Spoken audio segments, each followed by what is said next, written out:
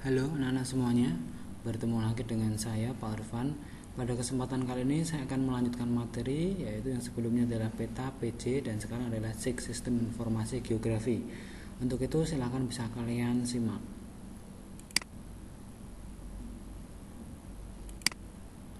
Oke, yang pertama adalah kompetensi dasarnya, yaitu memahami dasar-dasar pemetaan, penginderaan jarak jauh, dan sistem informasi geografi. Ini materi kelas 10 bab kedua. Indikatornya menjelaskan SIG, menjelaskan komponen SIG, dan menjelaskan manfaat SIG. Langsung saja. Ini ya, apa itu SIG, kegunaan SIG, komponen, data, sumber data, ya, lalu tahapan proses SIG. Langsung kita bahas. Oke, yang pertama adalah sejarahnya. Jadi sistem informasi geografi kalau dilihat dari segi sejarahnya ini 35.000 tahun yang lalu di dinding gua Lascaux, Prancis, para pemburu Cro-Magnon menggambar hewan mangsaan mereka sebagai rute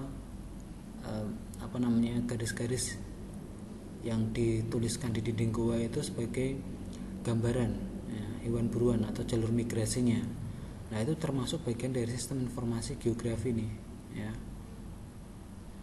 Jadi catatan awal sejalan dengan dua elemen struktur pada sistem SIG, yaitu modern sekarang ini arsip grafis yang terhubung ke database atribut ya.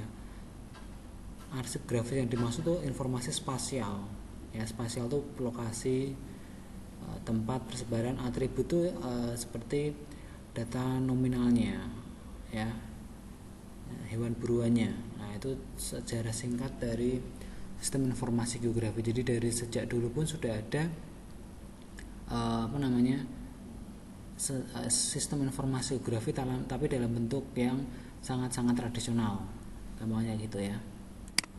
Nah, lalu sejarahnya tahun 1700-an teknik survei modern untuk pemetaan topografis diterapkan, termasuk juga versi awal pemetaan tematis, misalnya untuk keilmuan atau data sensus ya. Lalu abad ke-20 ya sudah ada litografi foto. Nah, ini ya. Lanjut. Lalu ada tahun 1967 ini ada Bapak SIG Roger Tomlinson. Ini seiring berjalannya penemuan komputer ini juga muncul sistem informasi geografi ya. Ini dari kota Kanada, dari negara Kanada maksudnya. Lanjut. Oke, lanjut aja nih.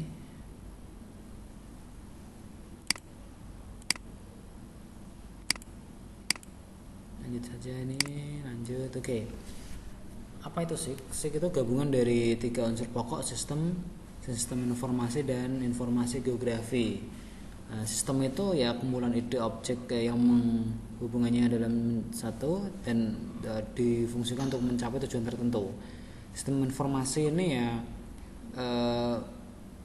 suatu sistem antara manusia dan mesin ya untuk menyajikan informasi guna mendukung fungsi operasinya. Nah, informasi geografi itu sesuatu yang mengandung ilmu kebumian atau yang berkaitan dengan permukaan bumi ya, itu sistem informasi geografi ya, gabungan dari 3 suku kata atau 3 informasi. Lanjut aja. Nah, sekarang apa itu SIG ya?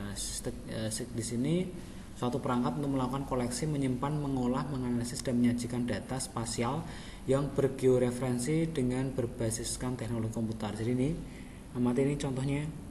Ya, ini adalah permukaan bumi ya, ada sungai ya, ada permukaan tanah ya, ada pemukiman ya, ada vegetasi, ada industri ya. Ketika ini digabungkan menjadi satu ya, beberapa peta, ini akan muncul peta-peta tertentu ya. Ini ada asal distrik, street, dan land use ya. Ini beberapa kumpulan peta lah, itu adalah SIG ya, memberikan informasi ya, mengolah, menganalisis, menyajikan ya, yang berbasiskan teknologi komputer. Lanjut. Manfaatnya mengeksplor informasi, menganalisis data, memecahkan permasalahan, dan pengambilan keputusan. Nanti akan saya jelaskan manfaatnya lebih kompleks ya. Nah, ini lewatin saja. Nah, ini ada 4 subsistem masukan ya. Ini input, subsistem penyimpanan, subsistem pengolahan ya, atau manipulasi, dan subsistem penyajian. Ya, di sini untuk input nanti akan saya jelaskan lebih detailnya apa saja fungsinya. Ini adalah memasukkan beberapa data, baik itu data spasial ataupun data atribut. Nanti akan saya jelaskan bedanya spasial atribut apa. Lalu subsistem penyimpanan. Nah, ini adalah untuk memudahkan dan mengedit ya. Nah, ini ya. Lalu subsistem pengolahan ini untuk pengolahan, untuk memanipulasi, memodel beberapa jenis data. Lalu yang terakhir subsistem penyajian, ini hasil akhirnya berupa peta, grafik atau tabel. Nanti akan saya jelaskan di tahap SIG.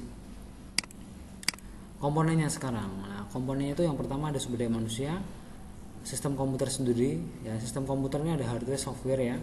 Lalu data, ada data spasial, atribut, dan metodologi atau prosedurnya. Kita bahas yang pertama.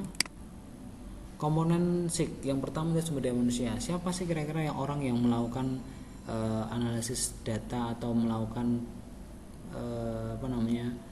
pengolahan SIG, yaitu ya ini teknisi D3 penginderaan jarak jauh dan SIG, lalu analisis S1 kepemimpinan dan manajer ya, ini ya. Nah, ini perangkat kerasnya. Komponen selanjutnya, kalau perangkat keras ini ya sesuatu yang berhubungan dengan komputer ya. Kalian bisa lihat ya, ada komputer, laptop, CPU ya, printer, plotter ya, GPS ya, itu ya. Oke, lanjut aja. Perangkat lunaknya ada ArcGIS, AirView, NView ya, Nmapper dan lain sebagainya yang berkaitan dengan aplikasi ya. Lanjut. Nah, sekarang data ya, data SIG ini juga masuk komponen. SIG memiliki dua jenis data, ada data spasial dan data atribut. Ya, data spasial itu berkaitan dengan informasi lokasi nih, lihat ya, ini contohnya. Dan data spasial nih, lokasi, persebaran ke ruangan ya, peta, citra, itu adalah data spasial. Kalau data atribut ya, data atribut ini adalah data yang sifatnya tabel ya, angka-angka ya, terus data-data, yaitu termasuk bagian dari data atribut. Nah, data spasial ini terbagi menjadi dua, ada data vektor dan data raster. Data vektor itu berkaitan dengan titik, garis, dan area. Kalau data raster itu berkaitan dengan pixel, satuannya satuan pixel. Itu ya. Nah, dua data inilah yang digunakan untuk menganalisis SIG atau memecahkan masalah yang berkaitan dengan sistem informasi geografi ya, spasial atribut. Lanjut. Nah, sumber datanya dari mana? Ada pemetaan nasional, satelit, fotogrametrik, GPS, dan data terestris. Terestris atau data terestrial, data yang diambil langsung di lapangan ya. Nah, format datanya ada vektor, raster, ini sudah saya jelaskan ini ya. Lihat, amati ya, kalau raster itu pixel, kotak-kotak nih ya, lihat. Tapi kalau vektor itu dia kayak titik, garis, dan area nih, beda ya. Ini kotak-kotak, ini yang titik, garis, area. Nah, itu bedanya format datanya. Ini evolusi pemanfaatan data spasial ya, lewatin saja. Nah, sekarang kita masuk ke tahap kerja SIG ya. SIG memiliki 4 tahapan atau 4 subsistem yang tadi ini akan saya jelaskan lebih detail. Yang pertama adalah tahap masukan atau input, yang kedua adalah tahap pengolahan, yang ketiga tahap analisis atau manipulasi, dan terakhir tahap keluaran. Kita bahas yang pertama, tahap masukan atau input. Proses masukkan data SIG atau tahap masukan. Itu yang pertama ada akuisisi data. Akuisisi data itu proses memasukkan data geografi ke dalam sistem. Ada yang namanya penyiaman ya. Penyiaman ini pengubahan data geografi menjadi data raster ya. Digitasi, proses pengubahan data geografi menjadi data vektor. Tabulasi, proses memasukkan data atribut melalui pembuatan tabel. Ini adalah proses akuisisi data atau proses memasukkan data baik itu raster, vektor, dan atribut ke dalam sistem SIG ya. Lalu ada penyuntingan ya, lalu ada pembangunan topologi ya, ini seperti pemberian nama ya kan, yaitu pembangunan topologi. Transformasi proyeksi, pemberian atribut ya, ini ya, ini proses dari penginputan atau proses masukan. Selanjutnya, nah ini contohnya ya. Ini contoh dari tahap proses penginputan. Oke, lanjut.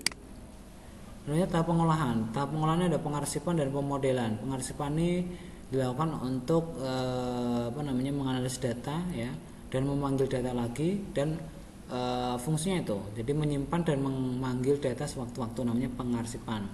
Lalu pemodelan, kalau pemodelan ini dalam suatu proyek, dalam pemanfaatan SIG ini ada pemodelannya ya, apakah akan dibangun untuk tujuan tertentu ya, ini disebut sebagai pemodelan. Selanjutnya ada tahap manipulasi, tahap yang ketiga atau analisis, ada buffering, scoring, dan overlay. Kalau buffering ini membuat poligon-poligon yang nantinya itu akan digabungkan menjadi satu titik menjadi area. Jadi buffering ini kayak memilah atau mendeliniasi ya, mengklasifikasi ya dalam bentuk spasial. Kalau scoring memberikan skor-skor tertentu dari peta itu sendiri ya, dari tingkat rendah, sedang, tinggi. Nah, ini scoring.